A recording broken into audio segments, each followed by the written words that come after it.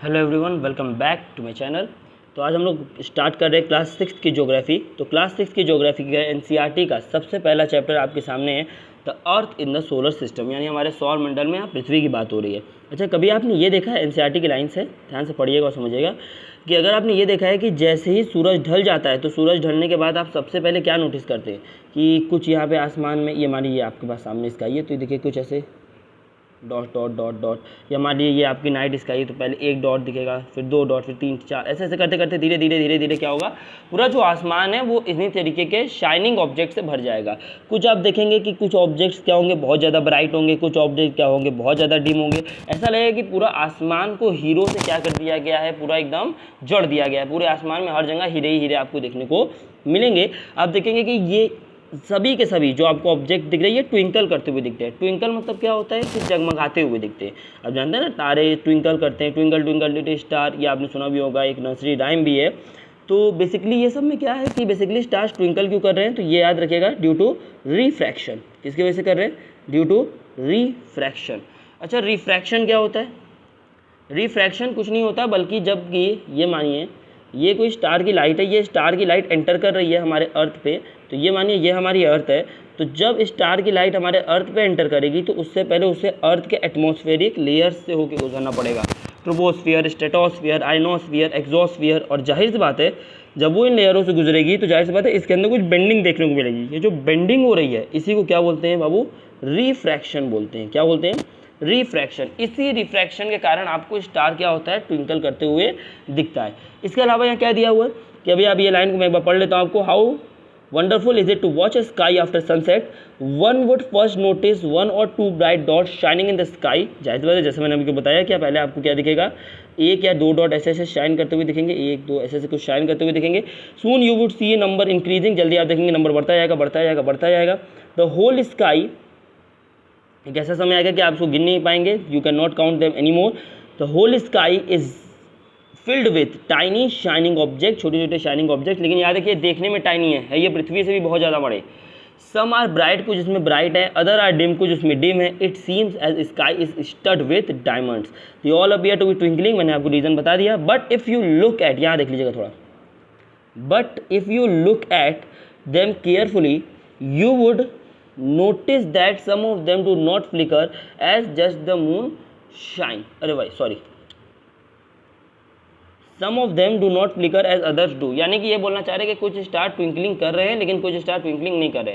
एक चीज़ याद रखिएगा, जो स्टार्स आपको ट्विंकल करते हुए नहीं दिख रहे, समझ जाइए वो क्या है, आपका आर्टिफिशियल सैटेलाइट है। वो क्या है? आपका आर्टिफिशियल सैटेलाइट। जैसे इंडियन स्पेस स्टेशन, सॉरी जो स्पेस स्टेशन है आपका, वो क्या है? आपका आर्टिफिशियल सैटेलाइट है। जो कम्युनिकेशन सैटेलाइट्स होते हैं बेसिकली, जो जीपीएस सैटेलाइट्स होते हैं, नेविगेशन सैटेलाइट्स होते हैं, ये सब क्या होते हैं? आर्टिफिशियल सैटेलाइट होते हैं। ये आपको दिखेंगे जरूर, लेकिन जाहिर सी बात है इसमें आपको कोई ट्विंकलिंग देखने को नहीं मिलेगी क्योंकि खुद की कोई लाइट ये इमिट नहीं कर रहे हैं। सिंपल में मैंने कुछ चीज़ें आपको बता दी हैं।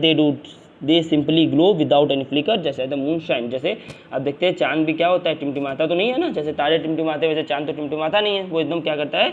शाइन करता है।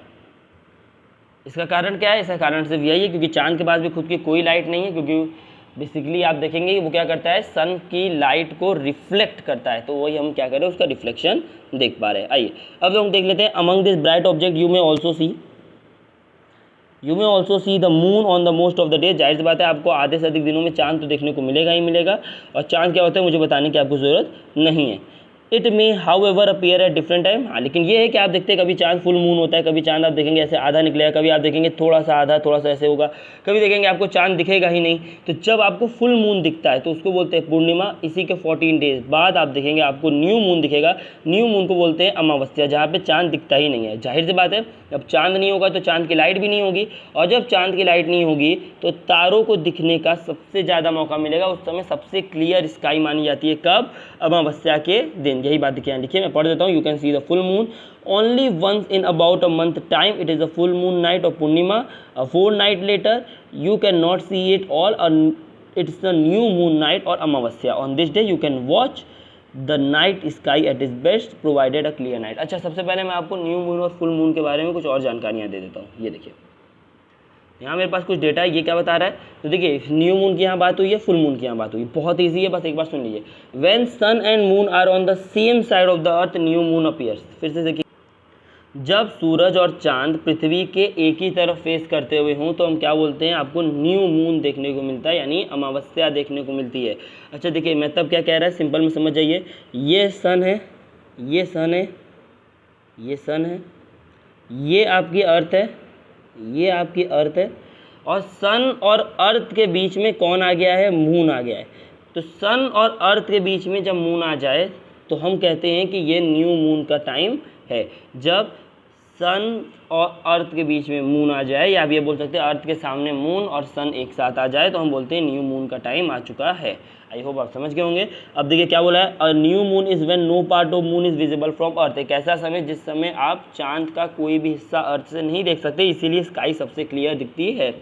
अच्छा देखिए क्या बोला है, a solar eclipse can happen only at new moon. बिल्कुल सही बात है, सूर्य ग्रहण तभी आ सकता है जब एक न्यू मून हो, क्योंकि सूर्य ग्रहण तभी होगा जब ये चांद जो है, जो ये न्यू मून है, ये न्यू मून क्या करेगा, इस सन को कवर कर लेगा। बेसिकली ऐसे तो नहीं कवर कर सकता, क्योंकि जब पृथ्वी से सूरज इतना बड़ा है तो आप सोचिए चांद से तो उससे भी ज़्यादा बड़ा होगा, लेकिन बेसिकली यहाँ डिस्टेंस एक मैटर प्ले कर जाता है। खैर हमें इतना अभी ये चीज़ों को नहीं समझना, हम आगे इन चीज़ों को देखेंगे जब सोलर और लूनर एक्लिप्स पढ़ेंगे। अभी के लिए आप बस इतना याद रखिए कि अभी के लिए इतना हुआ कि सूर्य ग्रहण तभी हो सकता है जब न्यू मून स्थिति हो। न्यू मून स्थिति कब हो सकती है, जब ये आपका अर्थ है तो अर्थ के सामने जब आपका मून और सन एक साथ आ जाए, या आप ये कह सकते हैं अर्थ और सन के बीच में कौन आ जाए, मून आ जाए। अब मैंने बहुत ईजी करके जितना हो सके मैंने आपको बताने की कोशिश की है। अब आइए हम बात करते हैं फुल मून के बारे में। फुल मून कब आता है, तो फुल मून की कहानी देखिए, अब तक हम किसी कहानी देख रहे थे, ये तो न्यू मून की कहानी थी। अब फुल मून क्या बोला है, when sun and moon are on the opposite side of the earth full moon appears।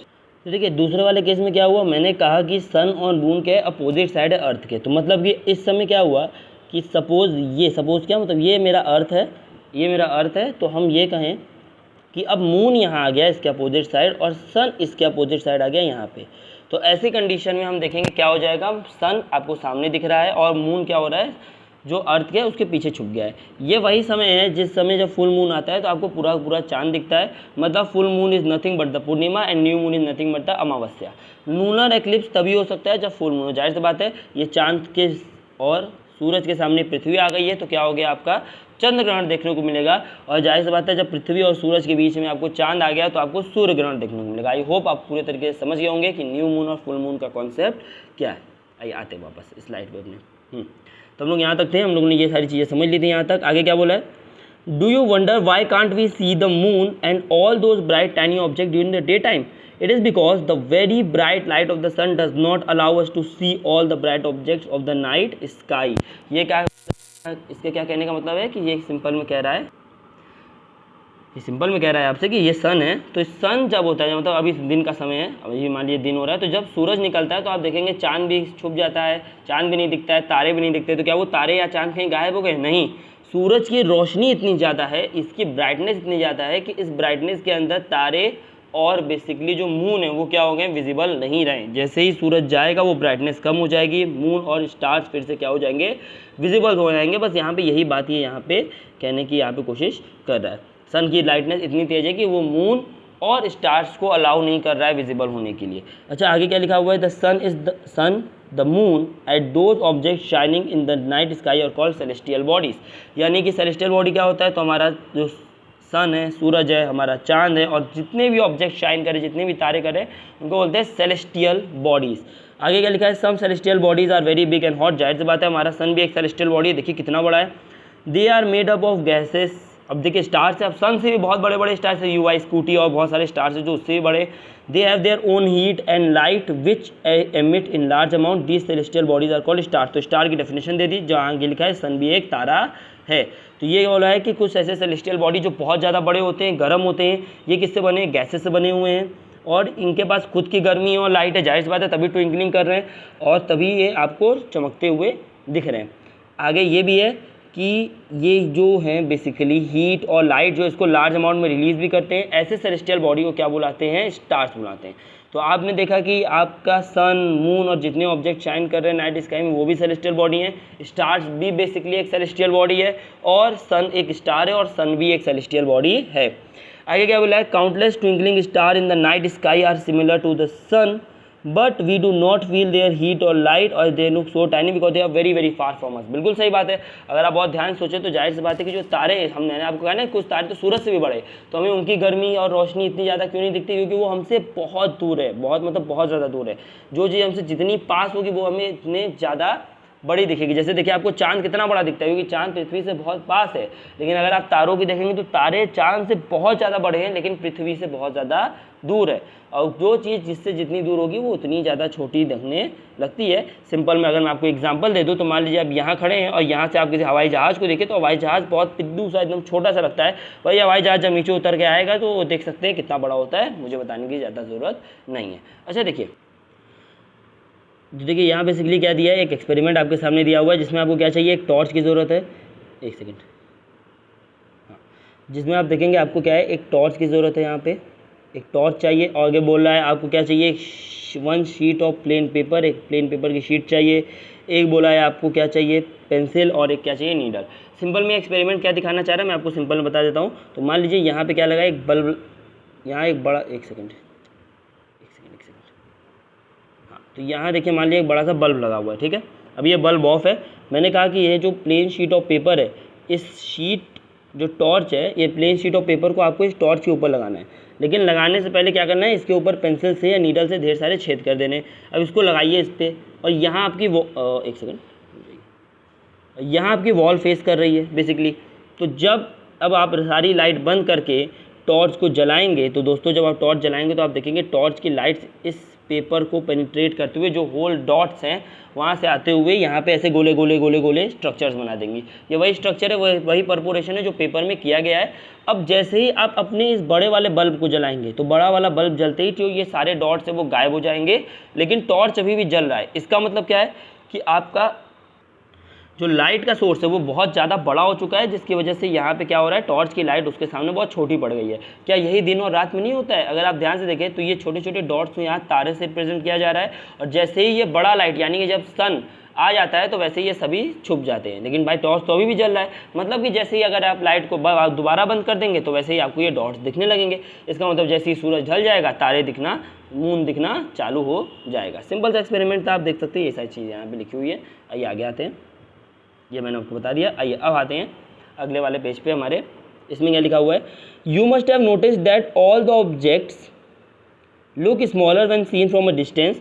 देखिए जैसा मैंने आपको कहा था, how small is a aeroplane look when flying at a great height. देखिए कोई भी ऑब्जेक्ट को जब आप बहुत डिस्टेंस से देखेंगे तो वो आपको छोटा देखने को मिलेगा ही मिलेगा। नीचे से हम खड़े होकर अगर एरोप्लेन को देख रहे हैं तो एरोप्लेन ऊपर से तो छोटा ही लग रहा है, लेकिन जब वो नीचे आएगा तो उसकी साइज ऑटोमेटिकली बढ़ जाएगी। While watching in the night sky, you may notice various patterns formed by the group of stars. These are called constellations. तो constellations क्या होते हैं? तो constellations बेसिकली एक ग्रुप ऑफ स्टार है जो बेसिकली कोई पैटर्न बनाते हैं, कोई भी पैटर्न बनाते हैं। एक ऐसा पैटर्न बना दिया, ऐसा पैटर्न बना दिया, लेकिन ये पैटर्न बनाने वाले कौन होने चाहिए? तारे होने चाहिए। यहाँ एक तारा होना चाहिए, यहाँ एक तारा होना चाहिए, यहाँ एक तारा होना चाहिए, यहाँ एक तारा होना चाहिए, यहाँ एक तारा होना चाहिए, यहाँ एक तारा होना चाहिए, यहाँ एक तारा होना चाहिए। तो ऐसे ऐसे क्या होना चाहिए, एक पैटर्न बनाते हो तो अगर तारे मिलके तो उसको हम क्या बोलते हैं, कॉन्स्टिलेशन बोलते हैं। ठीक, बहुत सारे कॉन्स्टिलेशंस हैं जिसको हम कॉन्स्टिलेशन हिंदी में नक्षत्र भी बोलते हैं। तो अगर मैं आपको यहाँ पे कुछ चीज़ें दिखा दूँ सिंपल में, क्या लिखा है यहाँ से पढ़ेगा, उर्सा मेजर, ये उर्सा मेजर। तो Ursa Major or big bear is one such constellation. One of the most easily recognisable constellation is the Saptarishi, सप्त सेवन ऋषि sages. It is a group of 7 stars that forms a part of Ursa Major constellation. देखिए दो constellation होता है, Ursa Major, इसको the big dipper भी बोलते हैं, और एक होता है उर्सा माइनर। तो अगर आप यहाँ ध्यान से देखेंगे तो ये देखिए बिग डीपर वो बना हुआ है, और ये दो पॉइंटर स्टार्स हैं। ये एक सेकंड, ये क्या हो गया, ये दो पॉइंटर स्टार्स हैं। इन पॉइंटर स्टार की मदद से आप कहाँ पहुँच सकते हैं, पोलैरिस पे पहुँच सकते हैं, और जो पोलैरिस है इसी को पोल स्टार या नॉर्थ स्टार कहा जाता है। ये बेसिकली उर्सा माइनर का पार्ट होता है। ठीक, अब मैं आपको कुछ चीज़ें दिखा देता हूँ। सबसे पहले इसको समझने के लिए यहाँ आ जाते हैं। तो बहुत मैंने सुंदर सा आपके सामने ये लाया हुआ हूँ। ये देखिए, ये रहा सप्तऋषि, द बिग डिपर जिसको कह रहे हैं, और ये रहा आपके पास उर्सा मेजर जिसको बियर, द बिग बियर की कहा जाता है। अब देखिए यहाँ से देखेंगे, ये आपके ये सप्तऋषि से द बिग डिपर वाला डायग्राम है, और कुछ और स्टार्स को अगर हमने मिला दिया है तो उन स्टार्स को मिला के हम बोले ये देखिए हमारा बियर तैयार है। अगर आप इस तरीके से बियर ना बना के डिपर से बियर बनाना चाह रहे हैं तो ये देखिए, इसके लिए भी मेरे पास एक इमेज है। तो यहाँ पे आप देखिए ये उर्सा मेजर है, ये रहा आपका डिपर, और ये डिपर ये देखिए यहाँ से ऐसे ऐसे करके ये जा रहा है। और अगर आप यहाँ पे देखें पहले मैं आगे बढ़ूँगा फिर इसके बारे में बताऊँगा। मैंने आपको बस अभी उर्सा मेजर दिखा दिया। और अब इसके बाद हम ये भी बात कर रहे थे कि यहाँ सप्तऋषि है। वो सप्तऋषि जो होता है, जिसको यहाँ पे एक बार मैं आपको दोबारा दिखाना चाहूँगा। ये देखिए, यहाँ मैंने कहा था ना कि ये Ursa Major or big bear is one such constellation was the most easily recognisable constellation the Saptarishi or the 7 sages. Ursa Major ही क्या कर रहा है, कहीं ना कहीं सप्तऋषि कॉन्स्टिलेशन को भी बना रहा है। ये देखिए सप्तऋषि में कौन कौन ऋषि है, तो एक है आपके भृगु, वशिष्ठ, अंगिरस, अत्रि, पुलस्त्य, पुलाहा और क्रातु। अगर आप 6th के स्टूडेंट तो ये आपको याद रखना जरूरी नहीं है। अगर आप कॉम्पिटेटिव एग्जाम की तैयारी कर रहे हो तो ये ऋषि कहीं ना कहीं आपके 7 सेजेस काम आएंगे, तो इनको याद रख लीजिएगा। अब देखिए, तो मैंने आपको ये चीज़ें बता दी और इसके बाद हम लोग ये देखेंगे तो यहाँ क्या बोला हुआ है कि ask someone under your family neighbour about to show, ये छोड़ दीजिए। In ancient time people use to determine directions during the night with the help of star. जाहिर सी बात है, पहले के समय में लोग जब डायरेक्शंस को, दिशाओं को पता करते थे तो तारों का सहारा लेते थे। The north star indicate the north direction, it is also called pole star. तो जो नॉर्थ स्टार है, ये देखिए नॉर्थ स्टार है, इसको पोल स्टार के नाम से भी जाना जाता है। ये हमेशा सेम पोजीशन में होता था, जिससे हमें डायरेक्शन पता लगाना आसान हो गया था। We can locate the position of pole star with the help of Saptarishi. देखिए क्या बोला है, पोल स्टार की लोकेशन हम पता लगा सकते हैं किसके माध्यम से, सप्तऋषि के माध्यम से। कैसे सप्तऋषि के माध्यम से पता लगा सकते हैं, एक लाइन और पढ़ लो फिर मैं आपको डिटेल बता दूंगा। Look at the drawn joining the pointer star extended further, it will point to the pole star. Pointer stars ये रहे, और ये देखिए ये लड़की देख रही है यहाँ पे नॉर्थ की तरफ फेस कर रही है, ये ईस्ट है यहाँ पे इसका, ये वेस्ट है यहाँ पे। जब नॉर्थ की तरफ फेस करी तो पॉइंटर स्टार्स को कहाँ ले जा रहे हैं, डायरेक्ट पोल स्टार के पास ले जा रहे हैं। और अगर अभी भी आपको ये चीज़ें समझने में दिक्कत हो रही है तो बस 1 सेकंड रुकिएगा, मैं आपको भी हर एक चीज़ बहुत क्लियरली कर दूंगा। ये देखिए दोस्तों, यहाँ अगर आप देखेंगे, यहाँ देख रहे हैं ये उर्सा मेजर जिसको सप्तऋषि कॉन्स्टिलेशन भी कह रहे हैं। गिन लीजिए 1 2 3 4 5 6 7 सप्तऋषि कॉन्स्टिलेशन भी कह रहे हैं। तो ये सप्तऋषि कॉन्स्टिलेशन है। और इसके अलावा यहाँ आप देखेंगे तो ये उर्सा माइनर, तो ये तो उर्सा मेजर है, ये जो आप देख रहे हैं ये क्या है, आपका उर्सा माइनर है। तो अब ये हुआ यहाँ पे कि मुझे अगर पता लगाना है कि पोल स्टार कहाँ है, तो सबसे पहले मैं देखूंगा कि ये रहा मेरा क्या है, द बिग डीपर, ये रहा मेरा पॉइंटर स्टार। और ये पॉइंटर स्टार बेसिकली किसकी तरफ डिनोट कर रहे हैं, तो ये आपको डायरेक्ट पहुंचा दे रहे हैं उल्सा माइनस के पोलैरिस के पास, पोलैरिस यानी पोल स्टार के पास, इसी नॉर्थ स्टार के पास से आपको पहुंचा रहे हैं। अगर आपको अभी भी दिक्कत हो रहा है तो मेरे पास एक और बहुत बेहतरीन सा यहाँ पे इमेज है। इस इमेज में आप देखिए ये उर्सा मेजर है, ये उर्सा मेजर में आप देखेंगे तो ये स्टार से मेरक और डुबे, तो मेरक और डुबे किसकी तरफ, ये पॉइंटर स्टार डायरेक्ट देखिए किसकी तरफ फेस कर रहे हैं, पोलैरिस यानी नॉर्थ स्टार के पास। पहले समुद्र वगैरह में या मान लीजिए लैंड पे भी इस नॉर्थ स्टार की मदद से डायरेक्शन फाइंड किया जाता था, आज भी किया जाता है, लोग वही सारी चीज़ें फॉलो करते हैं। आई होप आप समझ होंगे, मैंने बहुत क्लियर तरीके से कोशिश किया। अब ये देखिए ये बिग बियर यहाँ पे बनता हुआ उर्सा मेजर के द्वारा। अब आइए, मैंने सारी चीज़ आपको बता दी है, यहाँ पे पोल स्टार क्या होता है, सप्तऋषि क्या होता है, कैसे नोटिस करते हैं। अब आइए यहाँ से क्या लिखा है, सम सेलेस्टियल बॉडी से यहाँ से पढ़ रहा हूँ। Some celestial body do not have their own heat and light. They are lit by the light of the stars. Such bodies are called planet. यानी कि एक ऐसी बॉडी, एक ऐसी सेलेस्टियल बॉडी, मतलब यहाँ स्पेस में जिसकी खुद की कोई लाइट नहीं है, वो किसके सहारे टिका हुआ है, स्टार्स की लाइट पे टिका है। मतलब कि ये कोई स्टार है, वो स्टार अपनी लाइट इसको दे रहा है, ये इसकी लाइट के बल पे रिफ्लेक्ट कर रहा है, तब जाके आपको दिख रहा है। फॉर एग्जाम्पल अगर मान लीजिए जैसे ये लड़की यहाँ खड़ी है, अभी मैं इस लड़की को एग्जाम्पल मान ले रहा हूँ और इसके सामने ये एक कोई ऑब्जेक्ट रखा है। कैसा ऑब्जेक्ट, मान लीजिए ये कोई पतंग उड़ रही है, मान लीजिए कोई पतंग उड़ रही है, तो ये लड़की इस पतंग को कैसे देख रही है, जाहिर सी बात है ये लड़की जो है सबसे पहले यहाँ पे ये लाइट, ये इसकी यहाँ आंखें, यहाँ नज़रें पड़ी होंगी, तो लाइट यहाँ पड़ रही है, लाइट यहाँ पड़ के रिफ्लेक्ट हो रही है, रिफ्लेक्ट होकर इस लड़की की आंखों में आ रही है, तब जाके ये क्या कर रही है, इस चीज़ को देख पा रही है। सेम प्रोसीजर यहाँ पे भी है। कैसे, देखिए हमने कहा कुछ सेलेस्टियल बॉडीज़ होती हैं, ये देखिए जैसे एक सेलेस्टियल बॉडी है, बेसिकली इन सेलेस्टियल बॉडीज़ को हम प्लैनेट्स बोलते हैं, तो इनकी खुद की तो कोई लाइट नहीं है। लेकिन जब कोई स्टार, फॉर एग्जांपल हमारे पास स्टार है, ये मेरा मान लीजिए प्यारा सा सूरज, यहाँ पे अपनी लाइट देता है, तो लाइट रिफ्लेक्ट होती है, वो रिफ्लेक्ट होने की वजह से हमें प्लैनेट विजिबल होते हैं। तो ये आगे लिखा है, in other words,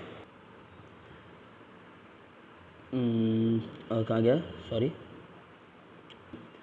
the word planet comes from the Greek word planetai which means wanderers. अच्छा देखिए ये क्या है, तो प्लैनेट शब्द प्लैनेटाइस आया, जिसका मतलब क्या होता है, wanderers. The earth on which we live is also planet, हमारी पृथ्वी भी क्या है, एक प्लैनेट है, बिल्कुल एक प्लैनेट है, हमारी अर्थ की कोई लाइट नहीं है।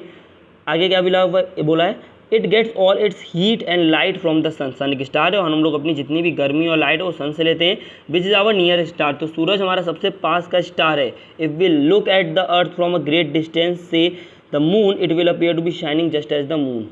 सिंपल में ये कहा है कि अगर आप पृथ्वी से चांद पे जाएं और चांद से पृथ्वी को देखें तो जिस तरीके से आपको पृथ्वी पे चांद चमकता हुआ दिखता है उसी तरीके से आपको पृथ्वी भी चमकती हुई दिखेगी।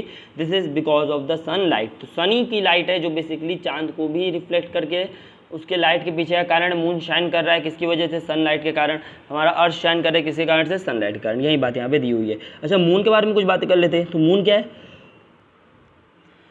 The moon that we see in the sky is a satellite. तो सीधे सीधे बोल दिया कि मून जो हम क्या देखते हैं स्काई में देखते हैं वो क्या है? एक सेटेलाइट है। इट इज़ अ कंपेनियन, देखिए आर्टिफिशियल सेटेलाइट नहीं, नेचुरल सेटेलाइट है।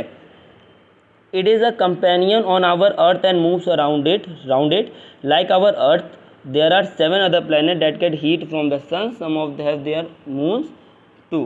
तो देखिए यहाँ पे ये बोला हुआ है कि बहुत सारे यहाँ प्लैनेट्स हैं, सभी के सभी जो हमारे 7 प्लैनेट्स हैं वो 7 प्लैनेट्स क्या करते हैं, किससे अपनी लाइट और हीट रिसीव कर रहे हैं? तो सन से रिसीव कर रहे हैं। ठीक, तो यहाँ से वो सन से रिसीव कर रहे हैं सभी चीज़ें। हमारा जो अर्थ है बेसिकली, जो हमारा अर्थ है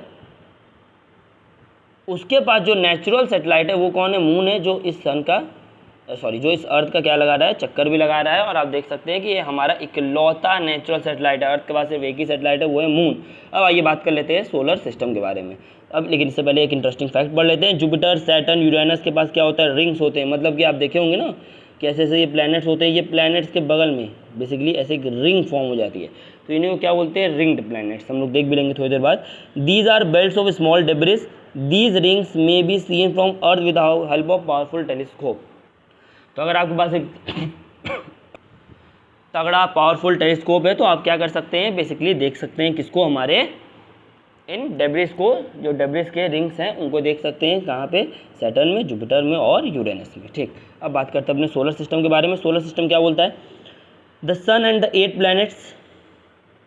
देखिए तो टोटल प्लैनेट की संख्या तो 8 है। अभी थोड़ी देर पहले जो मैंने आपको 7 बताया तो वो बेसिकली अर्थ को मैंने अवॉइड करके बताया कि ये था हमारे पास अर्थ को छोड़ देंगे तो 7 है, लेकिन अर्थ को ले लेंगे तो हमारे पास टोटल प्लैनेट कितने हो जाएंगे? 8। तो यही दिया हुआ है। The sun, 8 planet, satellites and other celestial bodies known as asteroids. मैं बताऊंगा क्या होता है मीटरॉइड्स। एक सेकेंड, हाँ आगे। Meteoroids form the solar system we often call solar family with the sun as is head. तो जाहिर सी बात है आप जानते हैं सूरज हेड है और सूरज के अगल बगल आप देखते हैं तो सभी के सभी प्लैनेट्स क्या कर रहे हैं? अपना चक्कर काट रहे हैं, उसी से अपनी हीट ले रहे हैं, उसी से अपनी लाइट ले रहे हैं। आइए कुछ चीज़ों को देख लेते हैं, डेटा को। बहुत प्यारा सा डेटा यहाँ दिया हुआ है जो सब प्लैनेट्स के बारे में बात भी कर रहा है। तो यहाँ आप देखिए ये रहा हमारा प्यारा सा सन। इस सन के इस सन की ऑर्बिट में सब लोग घूम रहे हैं।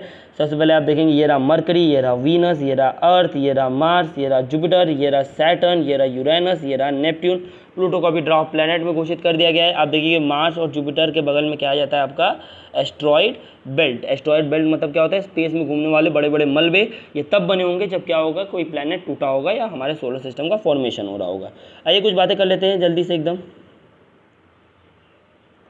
अगर आप पढ़ पाए तो ठीक, वरना मैं पढ़ दे रहा हूँ। सबसे पहले मरकरी के बारे में जानकारी दी है दोस्तों। ये देखिए ये रहा मरकरी। मरकरी के बारे में क्या बोला है? 1 orbit around the sun 88 days, यानी सूर्य का पूरा एक चक्कर काटने में ये 88 डेज लगाता है अपने एक्सेस पे स्पिन करने के लिए। मतलब देखिए सिंपल में अर्थ जो है सन का रिवॉल्यूशन करने में कितना डे लगता है? 365। अपने एक्सिस पे रोटेशन के लिए कितना लेता है? 24 आवर्स। तो यही चीज़ सब प्लैनेट्स के लिए यहाँ पे बताई जा रही है कि कौन सा प्लैनेट कितने टाइम में रिवॉल्यूशन, यानी अर्थ जो बेसिकली सूरज का पूरा चक्कर लगाता है और कितने टाइम में अपने एक्सिस पे घूमता है यानी रोटेशन करता है।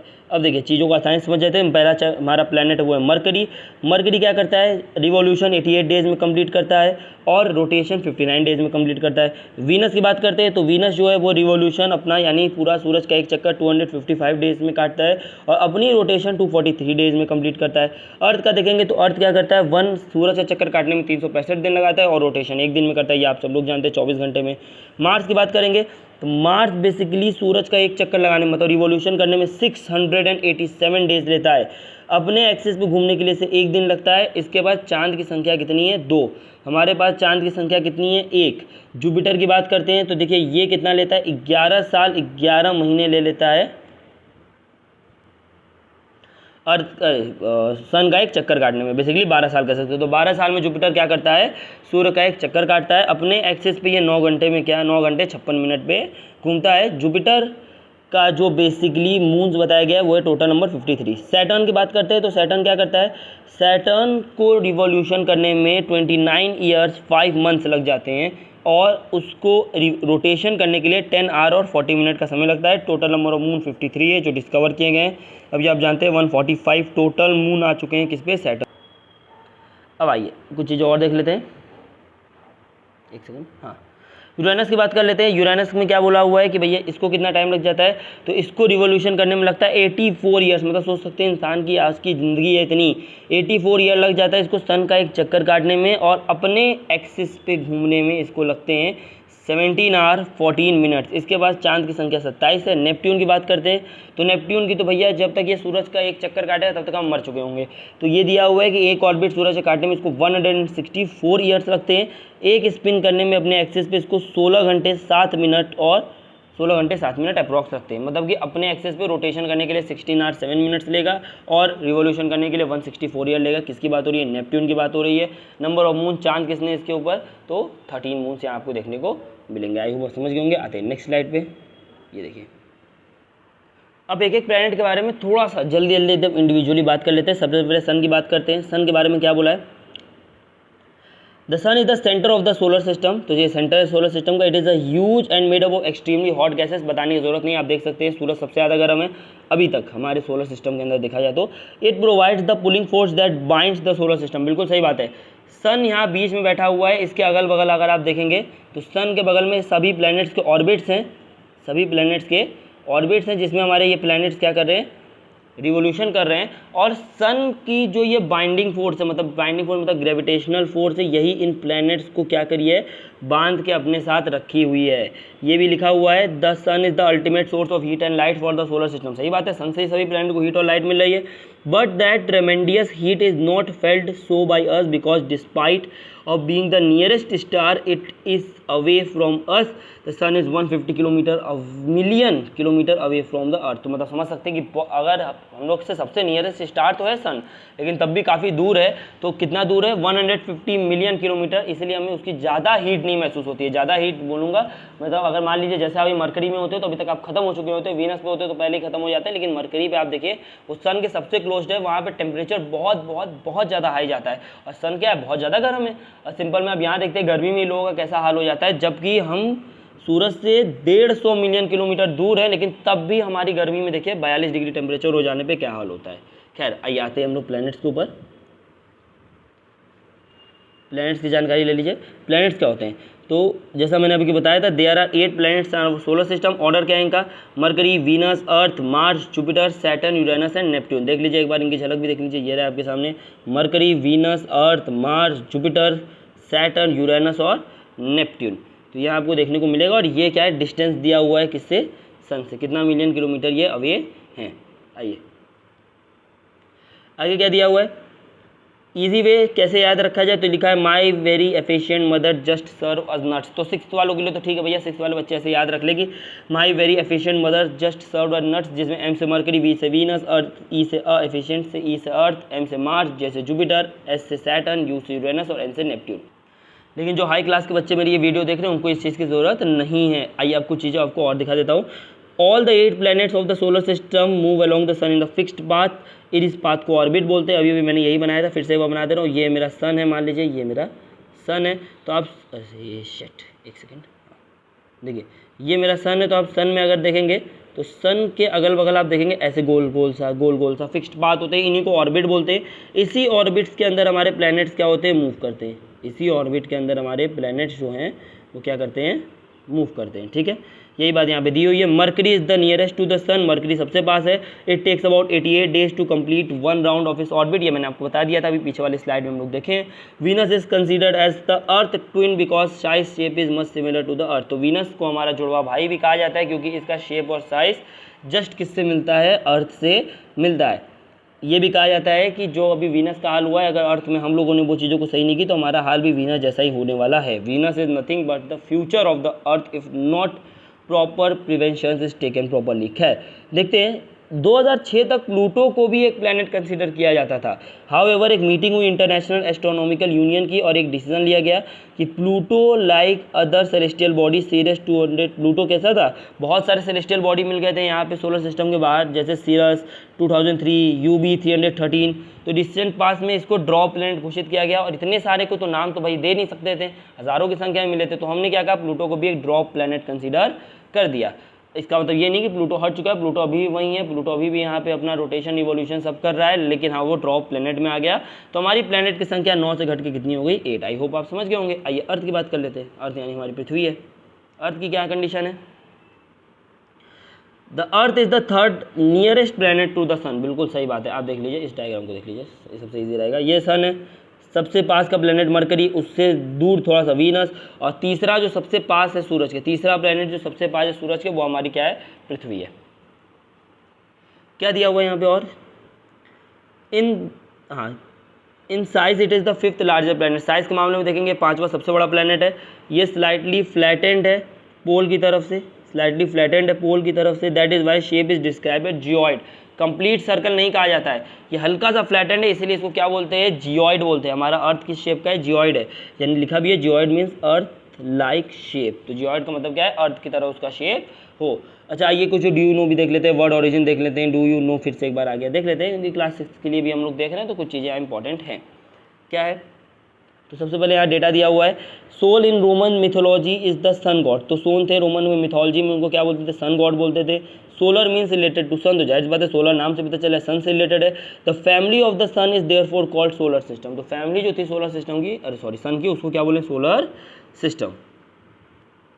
फिर वर्ड ओरिजिन बोला है, वर्ड ओरिजिन बोला है कि बहुत सारे वर्ड है जो हम लोग अलग अलग लैंग्वेज से उठाते हैं, जैसे geography it's a English word है, जिसको हमने क्या लिया, इसकी ओरिजिन ग्रीक से थी। और सारी चीज़ें देखेंगे तो सिंपल में यहाँ देख लीजिए लास्ट लाइन को, जियो को हम जी बोलते हैं, तो अगर जियो प्लस लॉजी अगर बोल दिए तो क्या होगा, पृथ्वी की पढ़ाई। लॉजी का मतलब होता है पढ़ाई, जियो का मतलब होता है अर्थ। अगर जियो के साथ हमने लॉजी हटा के मेट्री जोड़ दिया तो मेजरमेंट हो गया अर्थ का। भैया क्या है, मैथमेटिकल टर्म में ज्योमेट्री, मतलब कि इतना मेजरमेंट है अर्थ का। अगर मैंने इस मेट्री को हटा के ओल्ड लिख दिया, ओल्ड, तो जियोल्ड क्या होता है, बेसिकली ये अर्थ के शेप, जो ये जियोल्ड मतलब हो जाएगा, ये जियोल्ड नहीं, ये OID है, सॉरी ऐसा एरर हो गया। तो अगर मैं यहाँ OID जोड़ दूँ तो ये अर्थ के शेप की बात करेगा, जो क्या है बेसिकली जियोइड, जिसको मैंने अभी भी यहाँ पे देखा था। एक और डू यू नो क्या दिया है, humans have been always been fascinating gazing at night sky those who study celestial body. जिसको देखिए, जो सेलेस्टियल बॉडी पढ़ते हैं उनको एस्ट्रोनॉमर बोलते हैं। हमारे इंडियन एस्ट्रोनॉमर एक आर्यभट्ट भी थे, जो फेमस थे। उन्होंने ये कहा था कि जो मून्स हैं, जो प्लैनेट्स हैं, वो क्यों शाइन करते हैं, वो उनके पास खुद की शाइन नहीं है, वो सन की रिफ्लेक्टेड लाइट से क्या होते हैं, अपने आप को दिखाते हैं, रिप्रेजेंट होते हैं। वो इसीलिए दिख रहे हैं क्योंकि सनलाइट उनके ऊपर से क्या हो रही है, रिफ्लेक्ट हो रही है। आज वो बात जाके उनकी सही साबित हो रही है। काफ़ी सारी चीज़ें मैंने आपको बता दी। जियोलॉजी मतलब क्या है, जियोलॉजी मतलब जियो के आगे जियो मतलब अर्थ है, लॉजी लगा दी मतलब पढ़ाई, मेट्री लगा दी मतलब मेजरमेंट, ऑयल लगा दिए मतलब शेप। ठीक, आइए आगे आते हैं। और क्या दिया हुआ है, कंडीशंस, अब अर्थ की बात हो रही है अभी भी। Conditions favourable to support life are probably found only on earth. तो जो कंडीशन आपको लाइफ जीने के लिए चाहिए वो आपको कहाँ मिलेगी, सिर्फ और सिर्फ पृथ्वी में मिलेगी। बिल्कुल सही बात है। अर्थ ना ज़्यादा गर्म है ना ज़्यादा ठंडा, एकदम एग्जैक्ट सही जगह पे है, सही गर्मी पे है, सही एटमॉस्फेयर पे है। आप देखेंगे हमारे पास क्या है, वाटर है, हमारे पास एयर है, which is very essential for survival. भाई बिना पानी और हवा के तो आप जी नहीं सकते। हवा में भी हमारे पास सही हवा है, O2 है। पानी भी हमारे पास लगभग साफ़ है, बहुत सारा सॉल्टी है, लेकिन हम प्यूरीफाई उसको कर भी सकते हैं। तो लाइफ सपोर्टिंग चीज़ें हैं, जिसकी वजह से अर्थ पे क्या है, वो एक यूनिक प्लैनेट तो बना ही बना सोलर सिस्टम में, साथ साथ लाइफ को भी सस्टेन करने में सक्षम रहा। अगर हम देखें आउटर स्पेस से तो अर्थ ब्लू दिखेगा। क्यों ब्लू दिखेगा दोस्तों, तो हम आउटर स्पेस से आप जब भी देखेंगे तो आपको पृथ्वी का रंग क्या दिखेगा, आपको पृथ्वी का रंग बेसिकली दिखेगा ब्लू। तो हमारे पृथ्वी का रंग ब्लू क्यों है, क्योंकि हमारा जो 2/3 है अर्थ सरफेस का, जो 2/3 है अर्थ के सरफेस का, वो किससे कवर्ड है, वाटर से कवर्ड है। इसीलिए तो इसीलिए हम अपने अर्थ को क्या बुलाते हैं, ब्लू प्लैनेट भी बुलाते हैं। हमारा अर्थ क्या है, ब्लू प्लैनेट है। आई होप समझ गए होंगे। अब आइए हम बात करते हैं, अब हम लोग बात करते हैं मून के बारे में। मून क्या है, मून मतलब चांद। ये रहा आपका चांद, हमारा चांद। तो ये क्या लिखा हुआ है, our earth has only one satellite that is moon. तो हमारे पास एक ही नेचुरल सैटेलाइट है, वो क्या है, मून है।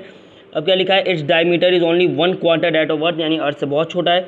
It appear so big because it near to the planet. मैंने आपको बताया था ना कि अगर आप यहाँ खड़े हैं अगर आप यहाँ खड़े हैं तो आप यहाँ से एरोप्लेन देखेंगे तो बहुत छोटा दिखेगा, एरोप्लेन यहाँ आ जाए तो बहुत बड़ा दिखेगा। तो जाहिर सी बात है हमारी अर्थ के मुकाबले, हमारा अर्थ अगर ये है तो मानिए एक स्टार है, वो स्टार यहाँ है और हमारा जो मून है वो बेसिकली यहाँ है। तो जाहिर सी बात है आपको क्या बड़ा दिखेगा, आप सोचिए ये जो पास का मून है वो ज़्यादा बड़ा दिखेगा, ये दूर का स्टार ज़्यादा बड़ा दिखेगा। ऑफ कोर्स आप देखेंगे अगर ये हमारा अर्थ है, ये हमारा मून है, तो हमारा मून हमें ज़्यादा बड़ा यहाँ दिखाई देता हुआ यहाँ नज़र आ रहा है। ठीक, ये क्या दिया, it is nearer to our planet, इसलिए बड़ा दिखता है, देन अदर सेलेस्टियल बॉडी, किसी भी दूसरे सेलेस्टियल बॉडी से मून हमारे ज़्यादा पास है। कितना दूर है, it is 3,84,400 kilometre away from us, 3,84,400 kilometre दूरी है हमारी पृथ्वी और चांद के बीच में।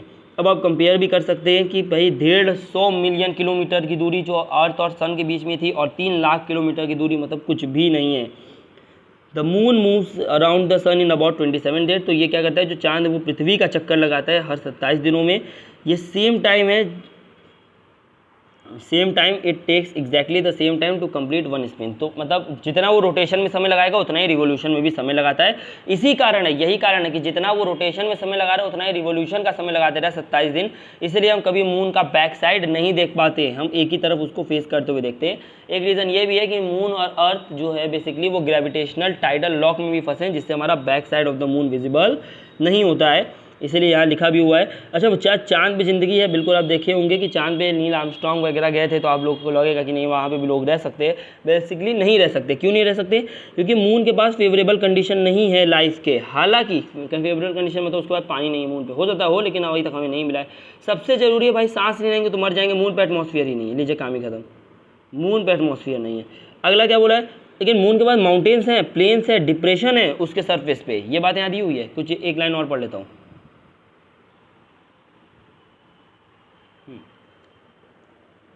तो 20 जुलाई 1969, बेसिकली इंटरेस्टिंग फैक्ट देख रहे हैं। तो 20 जुलाई 1969 को हम देख सकते हैं नील आर्मस्ट्रांग और बज ऑल्ड्रिन क्या थे, चांद की सतह पे उतरे थे। यहाँ पे आप देखेंगे, यहाँ पे क्या बात किया हुआ है कि जो लाइट है वो बेसिकली 3 लाख किलोमीटर प्रति सेकंड की रफ्तार से जाती है, तब भी सूरज की रोशनी पृथ्वी तक पहुँचने में कितनी लग जाती है समय, 8 मिनट 13 सेकेंड। तो आप समझ सकते हैं कि कितनी ज़्यादा दूरी है, 150 मिलियन किलोमीटर, बहुत ज़्यादा दूर है। खैर एक और क्वेश्चन यहाँ पूछा है, find out whether any Indian has landed on moon, क्या कोई इंडियन भी लैंड किया है। हालांकि अभी तक कोई इंडियन लैंड तो नहीं किया है, लेकिन आज स्पेसशिप से गया ज़रूर है। एक राकेश शर्मा का नाम आता है, लेकिन राकेश शर्मा भी अभी तक मून पे लैंड नहीं किए हैं। एक बार नेट से चेक कर लीजिएगा आप लोग वेरिफिकेशन के लिए, लेकिन मुझे जहाँ तक पता है ऐसी ही है। आइए सैटेलाइट की बात करते हैं। सैटेलाइट क्या होता है, satellite is a celestial body that moves around the planet as the way the planet move around the sun. तो जिस तरीके से मैं आपको बना के दिखा देता हूँ। तो मान लीजिए ये हमारा सन है और ये सन में ऑर्बिट है, तो इस ऑर्बिट में आप देखेंगे तो मानिए ये हमारा अर्थ है, तो अर्थ का ये रहा, और अर्थ क्या कर रहा है, सूरज का चक्कर लगा रहा है, और इस अर्थ का चक्कर कौन लगा रहा है, हमारा मून लगा रहा है। तो ये मून भी इसका क्या करेगा, एक चक्कर लगाता रहेगा। तो यानी सिंपल में आप देखेंगे अर्थ चक्कर लगा रहा है सन का और मून चक्कर लगा रहा है अर्थ का। तो जो सैटेलाइट्स होते हैं वो बेसिकली अपने प्लैनेट का चक्कर लगाते हैं। ह्यूमन मेड सैटेलाइट क्या होते हैं, तो human made satellites are the artificial body. मैंने आपको बताया था वही बॉडी हैं जो रात को दिखेंगे जरूर, लेकिन चमकते हुए ट्विंकल करते हुए नहीं दिखेंगे। ये साइंटिस्ट बनाते हैं इन्फॉर्मेशन यूनिवर्स वगैरह के बारे में निकालने के लिए। इनको रॉकेट से लेके जाया जाता है और ऑर्बिट में छोड़ दिया जाता है। ठीक, जैसे कि इंडियन सैटेलाइट्स का नाम है इनसैट, याद रख लीजिएगा, IRS, EDUSAT, ETC। अच्छा यहाँ क्या लिखा हुआ है, देखिए जैसे कि ये रॉकेट लॉन्च हुआ, रॉकेट फिर वापस आ रहा है। वापस आने से पहले उसने क्या किया, सैटेलाइट को देखिए यहाँ पे लॉन्च कर दिया और फिर वो अर्थ की तरफ वापस आ गया। ये रहा आपका सैटेलाइट। ये दिखा रहा है किस तरह से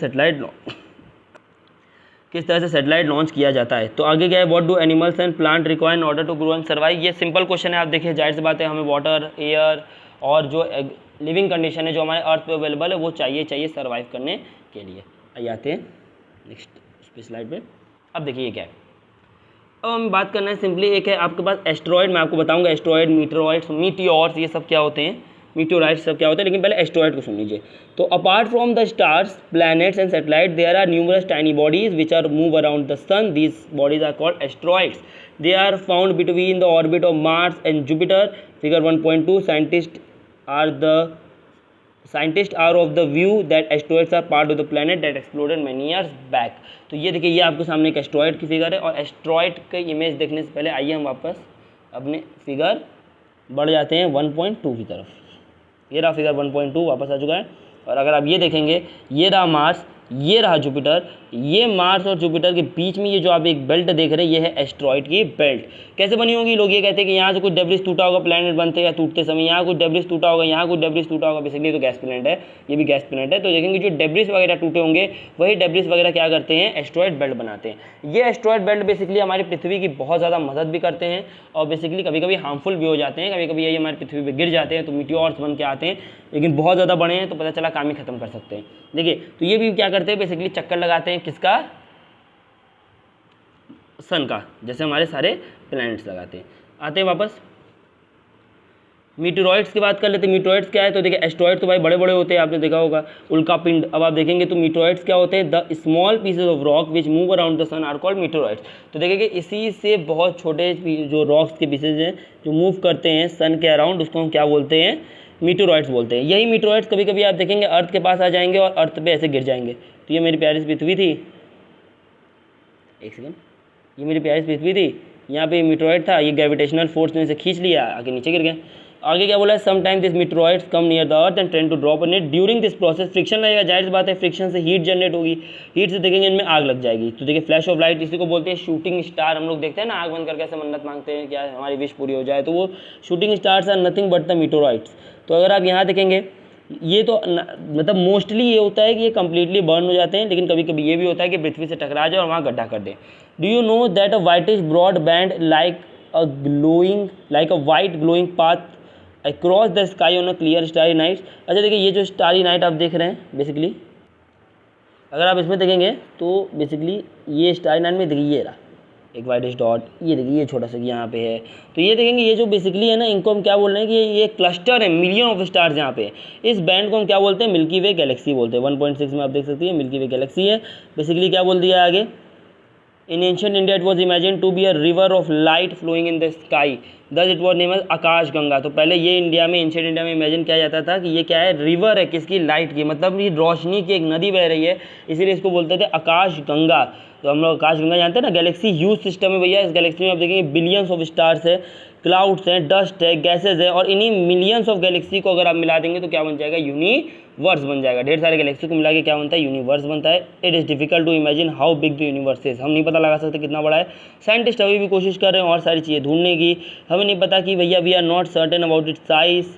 we know that all of us, you and I, हमें बस इतना पता है कि भैया हम कहाँ बिलोंग कर रहे हैं, इस यूनिवर्स के अंदर ही बिलोंग कर रहे हैं कहीं ना कहीं। हमें ये नहीं पता कि यूनिवर्स कितना बड़ा है, कितना और बड़ा हो सकता है, कितना बड़ा फैलेगा, कब खत्म होगा, ये सारी चीज़ें हमें इतने अच्छे से नहीं पता। लेकिन हमें ये पता है कि वी, यू, आई, हम, आप सब लोग किसका पार्ट है? इस यूनिवर्स का पार्ट है। अब आपको मैं आखिरी यहाँ पे एक चीज़ दिखा देता हूँ, मीटरॉइड, मीटियोर और मीटियोराइट में क्या अंतर होता है। बहुत लोग कंफ्यूज हो जाते हैं, इसलिए यहाँ मैं क्लियर कर दूँगा, आपको कभी कंफ्यूजन नहीं होगा। मीटरॉइड क्या है? Dust and small chunks of rock hurtling through space. तो मीटरॉइड आप तब तक हैं जब तक आप क्या कर रहे हैं, ये मानिए आपकी पृथ्वी है, तो पृथ्वी के बाहर आप जब तक घूम रहे हैं तब तक आप क्या हैं, मतलब बाहर मतलब आउटर स्पेस में घूम रहे हैं, तो मीटरॉइड है, मीटियोरॉइड है। अच्छा, जैसे ही आप यहाँ पे क्या हो गया, एंटर कर गए अर्थ के एटमॉस्फेयर में, अर्थ के एटमॉस्फेयर में एंटर करते हैं आप मीटियोर बन जाते हैं।